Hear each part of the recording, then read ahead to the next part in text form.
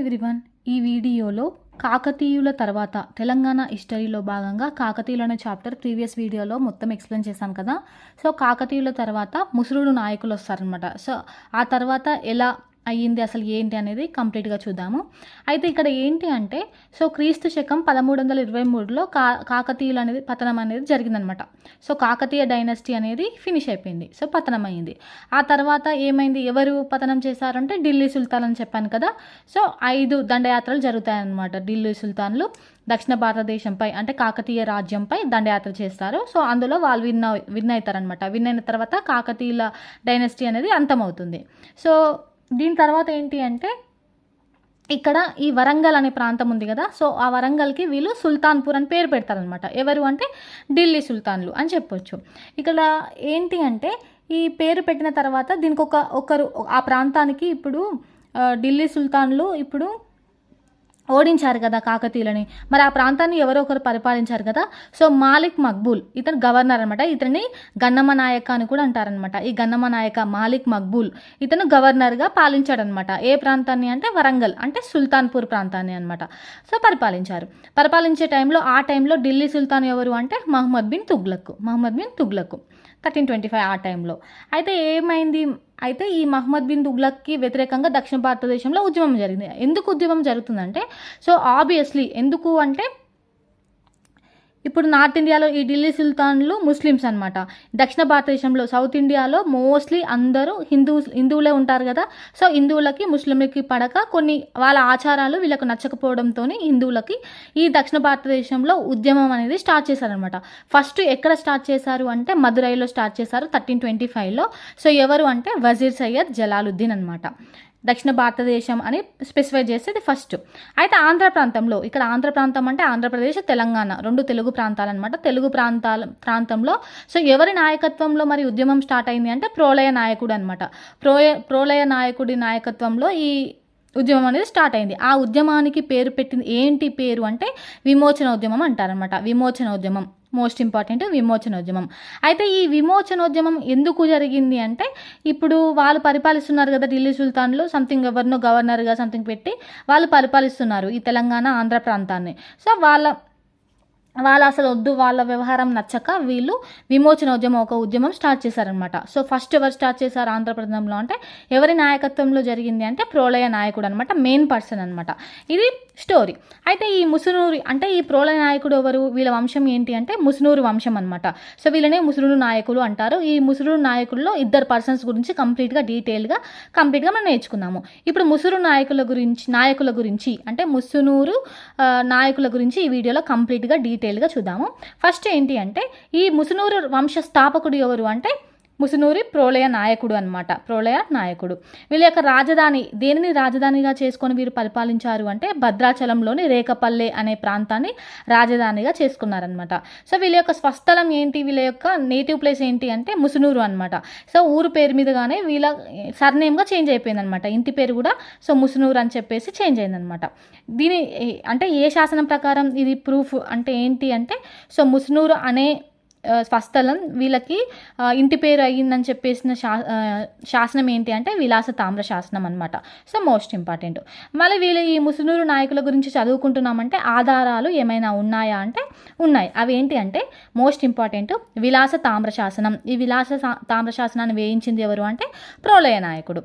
ఇక పోలవరం శాసనం కాపై నాయకుడు అనమాట. సో ప్రోలయ నాయకుడు కాపై నాయకుడు వీళ్ళిద్దరు బ్రదర్స్ అనమాట. వీళ్ళిద్దరు గురించి మనకు ముసురు నాయకులు అంటే వీళ్ళిద్దరి గురించి కంప్లీట్గా తెలుసుకోవాలి. అయితే నెక్స్ట్ కల్వచెరువు శాసనము అనితల్లి అనమాట. రెడ్డి రాజ్యంలో అనితల్లి అనమాట. రెడ్డి రాణి అంటారు. కల్వచెరు శాసనము. నెక్స్ట్ పెంటపాడు శాసనము చోడభక్తి రాజు అనమాట. ఈ 4 శాసనాలు ఈ ముసురు నాయకుల గురించి చెప్తున్నాయి. ఇది మెయిన్. ఇక నెక్స్ట్ ఏంటి మరి ఇప్పుడు వీళ్ళ గురించి తెలుసుకోవాలి కదా మనము. సో అదేంటో చూద్దాము.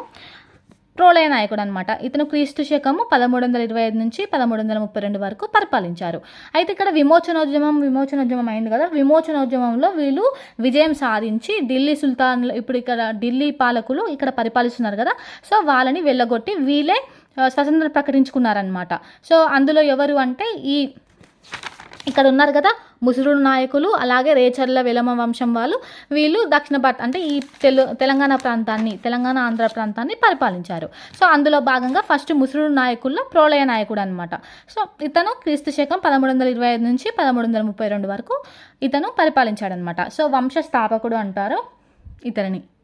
ముసురు నాయక వంశస్థాపకుడు ఎవరంటే ప్రోలయ నాయకుడు. అయితే ఏ టైంలో స్వతంత్ర రాజ్యాన్ని స్థాపించాడంటే క్రీస్తు శకం 1325. ఇతను వేయించిన శాసనం ఏంటి అంటే విలాస తామ్ర శాసనం. ఇతనికి ఉన్న బిరుదులు ఏంటి అంటే అవక్ర విక్రమ, అలాగే యశసాంభావ్య బహర్గలుడు అనమాట ఇది. అయితే ఇతను వైదిక మతాన్ని పునరుద్ధరించాడు అంటే మళ్ళీ స్టార్ట్ చేశాడనమాట వైదిక మతాన్ని. సో డెవలప్ చేశాడు ఇది. నెక్స్ట్ ఏంటి అంటే ఇప్పుడు విమోచనోద్యమం అని చెప్పాను కదా, ఈ విమోచనోద్యమంలో ఇతనికి ఫస్ట్ ఈయనని లీడర్షిప్ చేశాడనమాట. ఇతనికి సహాయం చేసిన వాళ్ళు, సహకరించిన వాళ్ళు, తోడున్న వాళ్ళు ఎవరు అంటే మెయిన్గా వీళ్ళ బ్రదర్ కాపయ్య నాయకుడు అనమాట. ఆ తర్వాత ప్రోలయ వేమారెడ్డి, రేచర్ల సింగమ నాయకుడు, ముసునూరి కాపయ్య నాయకుడు అంటే ఇతనే కాపయ్య నాయకుడు, అలాగే వేంగి భూపాలుడు, మంచుకొండ గణపతి నాయకుడు, వీళ్ళనమాట. వీళ్ళ నేమ్స్ గుర్తుపెట్టుకోండి. ఇది ప్రోలయ నాయకుడు గురించి. సో బిరుదులు, శాసనం ఏంటి, వైదిక మతాన్ని పునరుద్ధరించాడు, వంశస్థాపకుడు ఎవరు, సో విమోచనోద్యమానికి నాయకుడు ఎవరు అంటే ప్రోలయ నాయకుడు. ఈ పాయింట్స్ గుర్తుపెట్టుకుంటే చాలు. ఇక కాపయ్య నాయకుడు అనమాట. సో కాపయ్య నాయకుడు వచ్చేసి 1332 క్రీస్తు శకం 1332 నుంచి 1368 వరకు ఇతను పరిపాలించాడు అనమాట. ఇతను వేయించిన శాసనం ఏంటి అంటే పోలవరం శాసనం ఇది. నెక్స్ట్ ఏంటి అంటే ఇతనుకున్న బిరుదులు ఏంటి అంటే మోస్ట్ ఇంపార్టెంట్ ఆంధ్ర దేశాధీశ్వర అంటే ఏ శాసనంలో ఇతనికి ఉన్న బిరుదులు తెలియజేశాయంటే ఆంధ్రదేశానీధీశ్వర అనేది పిల్లలమరి శాసనం ప్రకారము, అలాగే ఆర్యవట్టి శాసనం ప్రకారం ఆంధ్ర సురత్రాన అనమాట. సో కాల్వచేరు శాసనం రెడ్డి రాణి వేయించిందని చెప్పాను కదా, సో కాపవనీశ్వర అనమాట. ఇక్కడ కల్వచేరి శాసనం ఇలా 4 ఉన్నాయి కదా, సో ఇవి రెడ్డి రాణి అనమాట. సో శాసనం అనగానే అది ఎవరు వేయించారు కూడా మనకు ఐడియా రావాలి ఇది. సో దేశాధీశ్వర, ఆంధ్ర సురత్రాన, కాపవనీశ్వర అనమాట.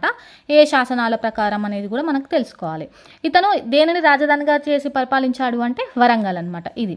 అయితే ఇతను కాలంలో స్థాపించబడిన రాజ్యాలు అంటే ఇతను ఉన్న టైంలోనే కొన్ని రాజ్యాలు స్థాపించబడ్డాయి అనమాట. సో అవేంటి అంటే సో ఫస్ట్ రేచర్ల పద్మనాయకులు అనేవాళ్ళు స్థాపించారనమాట రాజ్యాలు. సో ఎవరు స్థాపించారు అంటే సింగమ నాయకుడు. సో విజయనగర రాజ్యం ఎవరు అంటే హరిహర బుక్కరాయలు. కొండవీడు రెడ్డి రాజ్యం వచ్చేసి ప్రోలయ వేమారెడ్డి.